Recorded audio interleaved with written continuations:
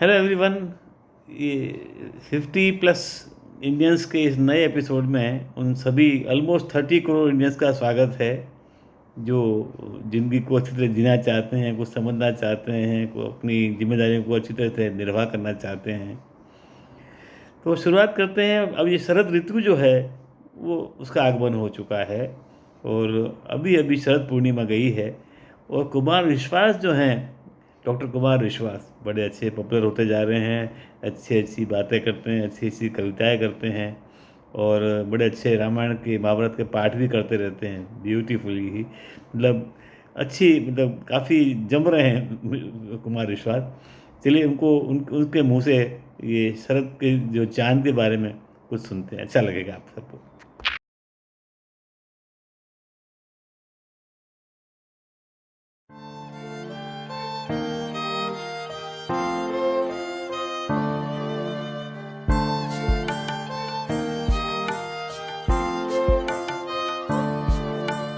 शरद चांदनी बरसी अंजूरी भर कर पी लो। शरद चांदनी बरसी अंजूरी भर कर पी लो। ऊँग रहे हैं तारे सिहरी सरसी। ओ प्रिय कुमुद ताकते अनजिप क्षण में तुम भी जी लो। शरद चांदनी बरसी अंजूरी भर कर पी लो। सींच रही है ओस हमारे गाने। घने कुहासे में जिपते चेहरे पहचाने। खंभों पर बत्तियां खड़ी है सीठी। ठिठक गए हैं मानो पल छिन आने जाने। उठी ललक ही उमगा अनकहनी अलसानी। जगी लाल सा मीठी।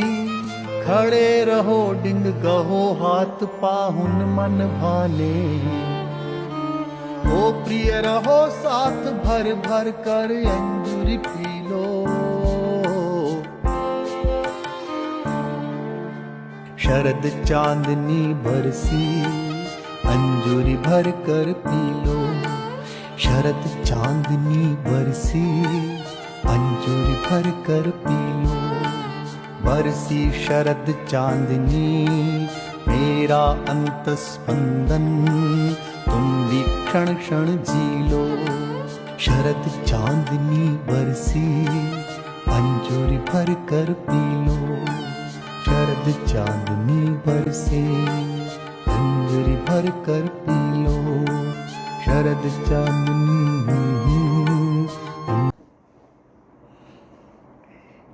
एक होती है life expectancy at the time of birth और एक होती है life expectancy when you reach 60।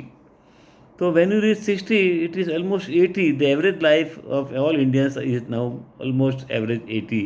somebody may live for 90-95 years or one may die little early also. तो आशा पारेख जो हैं at that age she is very much live जिसको बोलते हैं, और साथ में जीनत अमान। तो उनसे पूछा जा रहा है, they both have acted with Devanand. वो इंटरव्यू दे रही हैं, आपको अच्छा लगेगा सुनना जा उनके मुँह से। Let's listen to them, Asha Parekh and Zeenat अमान।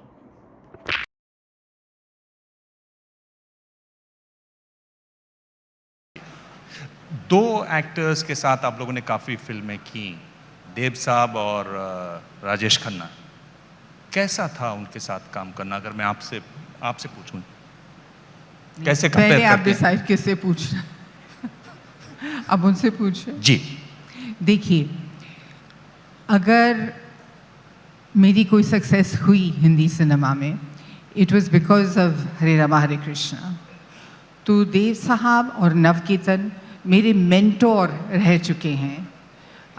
उनके साथ उनकी कंपनी में ये फिल्म बनी, फिर इश्क इश्क, फिर हीरा पन्ना, और उनके साथ बहुत सारी फिल्मों में काम किया, Darling Darling, Kalabaaz and a lot of films. तो मेरे लिए वो सिर्फ मेरे को स्टार नहीं थे, वो मेरे मेंटोर थे जी। आशा जी, आप?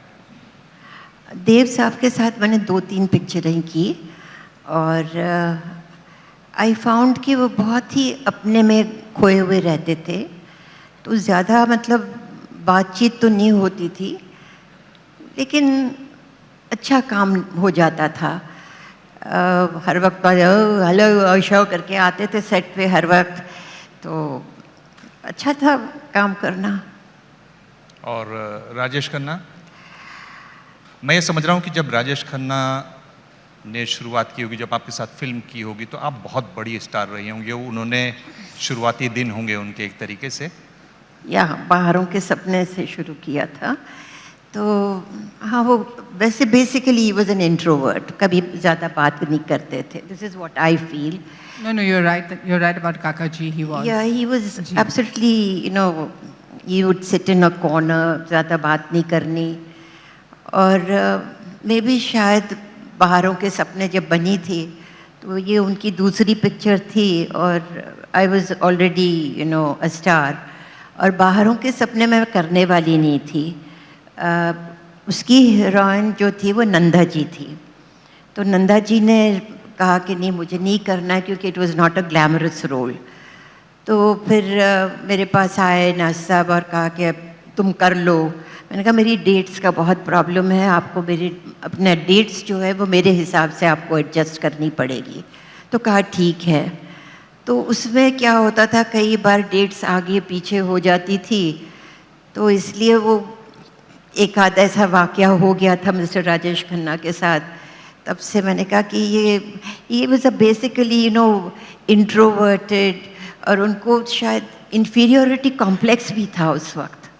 Really? Yeah, he had a little bit of inferiority complex, but once he became a superstar, then everything changed. Asha ji, I worked with him and he was the superstar.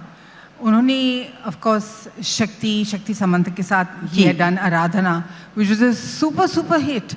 तो उसी combination के साथ शक्ति समंतर और Rajesh Khanna they signed me for अजनबी। मेरे हाथ पैर कांपते थे और मैं अपने डायलॉग्स रट के याद करती थी कि oh my gosh, I hope I don't make a fool of myself. जी। तो you were a superstar when he started, he was a superstar when I started. जी। तो कुछ ऐसा ही था।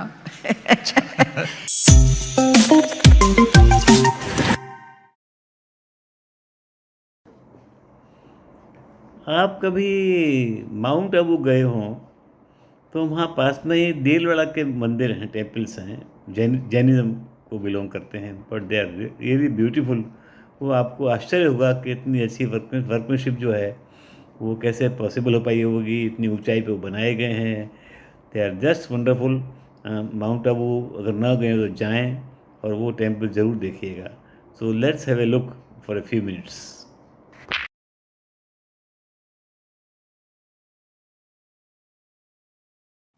हेलो दोस्तों, आज हम बात करेंगे दिलवाड़ा के जैन मंदिर की। यह मंदिर प्राचीन भारत की अद्भुत निर्माण कला का आश्चर्यजनक उदाहरण है। दिलवाड़ा जैन मंदिर राजस्थान के सिरोही जिले में माउंट आबू के पास दिलवाड़ा गांव में स्थित है। यह मंदिर माउंट आबू शहर के मध्य से 2.5 से 3 किलोमीटर दूर बने हुए है। इस मंदिर की खूबसूरती के सामने ताजमहल की खूबसूरती भी फीकी पड़ती है। ताजमहल का निर्माण तो 16वीं शताब्दी में हुआ था, जबकि दिलवाड़ा मंदिर का निर्माण 11वीं से 13वीं शताब्दी के बीच हुआ था। दिलवाड़ा मंदिर भी संगमरमर का बना हुआ है, जो लाजवाब कलाकारी और अत्यंत सुंदर मूर्तियां यहाँ हैं। उसके सामने ताजमहल कुछ भी नहीं है। तो चलिए बात करते हैं इस मंदिर के इतिहास की। सोलंकी राजा भीमदेव ने चंद्रावती रियासत में बढ़ के विद्रोह को काबू करने के लिए अपने महामंत्री विमल शाह को भेजा था। विद्रोह शांत करने में हुए रक्तपात से विमल शाह को बहुत ग्लानि का अनुभव हुआ। उन्होंने एक जैन साधक से इस पाप से मुक्ति और पश्चाताप का उपाय पूछा। जैन साधक ने कहा, पाप से पूर्णतया मुक्ति तो आसान नहीं, परंतु मंदिर बनवाने से तुम कुछ पुण्य अवश्य अर्जित कर सकते हो। इसी प्रेरणा से विमल शाह ने मंदिर निर्माण प्रारंभ किया। दिलवाड़ा मंदिर 5 मंदिरों का समूह है, जिसमें हर मंदिर को बनवाने वाले लोग भी अलग अलग हैं। सबसे पुराना विमल वासाई मंदिर 1031 में बना हुआ है। इस मंदिर को सोलंकी राजा भीमदेव के महामंत्री विमल शाह ने बनवाया था। दूसरा मंदिर लूनवसी मंदिर को 1230 में 2 पोरवाल भाइयों वास्तुपाल और तेजपाल द्वारा बनवाया गया था। तीसरा मंदिर पीतलहर मंदिर को 1468 और 69 में अहमदाबाद के मंत्री भीमशाह ने बनवाया था। चौथा मंदिर पार्श्वनाथ मंदिर को 1458 से 59 के दौरान मांडलिक और उनके परिवार ने बनवाया था। और आखिरी मंदिर महावीर स्वामी मंदिर को 1582 में बनवाया गया। यह सबसे छोटा मंदिर है, लेकिन इसकी बनावट बहुत अद्भुत है। यह मंदिर बनाने में 1500 शिल्पकार और 1200 श्रमिकों की कड़ी मेहनत लगी है। दिलवाड़ा मंदिर बनने में 14 साल लगे और करीब 18 करोड़ रुपए खर्च हुए थे। पीतलहर मंदिर में ऋषभदेव की पंचधातु से बनी मूर्ति का वजन 4000 किलोग्राम है। और विमलवसी मंदिर में लगी आदिनाथ मूर्ति की आंखें असली हीरे की बनी हुई है और गले में बहुमूल्य रत्नों का हार है। मंदिर शायद ही आपने देखा हो। बाहर से सामान्य लगने वाले इस मंदिर की भीतरी बनावट अद्भुत है। महीन पच्चीकारी और उत्कृष्ट मूर्ति कला का उदाहरण इस मंदिर में देखने को मिलता है। दीवारों पर, छत पर बारीक नक्काशी बेहद सफाई से बनाई गई है। मूर्तियों पर भाव एकदम सजीव लगते हैं। पॉलिशिंग इतनी चमकदार कि सैकड़ों वर्ष पुरानी होने के बाद भी ये नई लगती है। संगमरमर पर इतनी फाइन कारीगरी है कि लगता है जैसे वो पत्थर नहीं मोम हो। कोई भी आधुनिक मंदिर दिलवाड़ा मंदिर की स्थापत्य कला का मुकाबला नहीं कर सकता। आशा करते हैं कि आपको ये वीडियो पसंद आया हो। ऐसे ही और वीडियो पाने के लिए हमारे चैनल को सब्सक्राइब कीजिए और बेल आइकन दबाना न भूलें। कुछ लोगों के जोड़ों में तरह तरह के दर्द रहते हैं, जहाँ जहाँ हड्डियाँ जुड़ती हैं, तो इंग्लिश में उसको आर्थराइटिस बोलते हैं। तो उसके बारे में भी कुछ काफ़ी चीज़ें लोग निकालते रहते हैं, भी क्या खाना चाहिए, क्या करना चाहिए। तो यूट्यूब पे भी ये इन्फॉर्मेशन काफ़ी अवेलेबल है, तो थोड़ी सी इन्फॉर्मेशन को हम भी देखते हैं। चलिए, let's have look at such A video on this subject.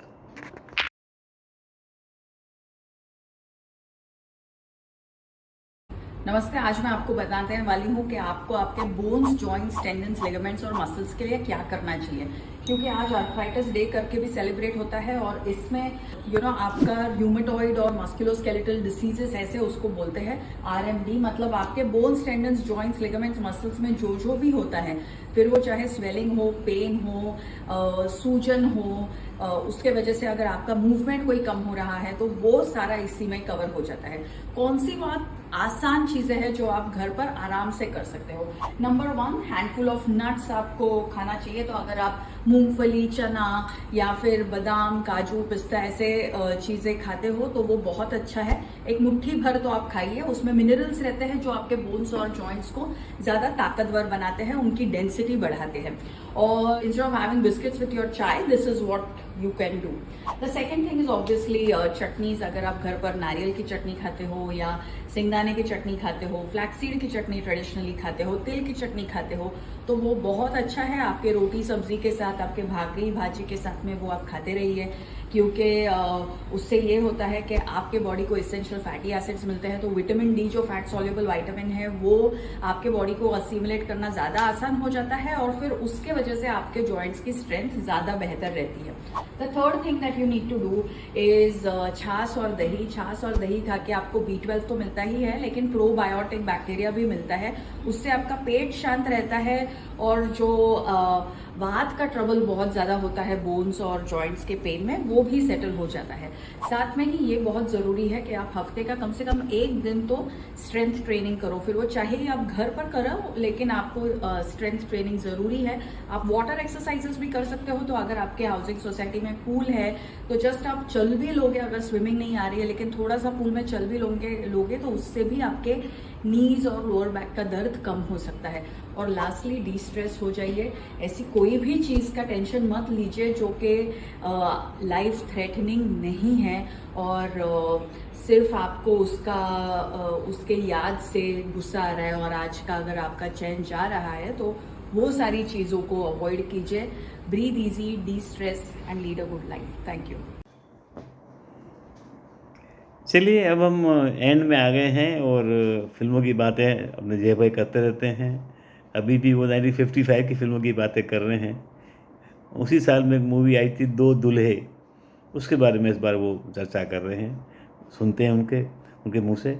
और अब हमेशा जो है जब भी बताते हैं आप यूट्यूब पे सर्च कीजिए, बहुत इजीली सब चीज़ मिल जाती हैं और वो फिल्म देखा कीजिए आप. सो लेट्स लिसन अबाउट दो दूल्हे फ्रॉम जय भाई ठाकर.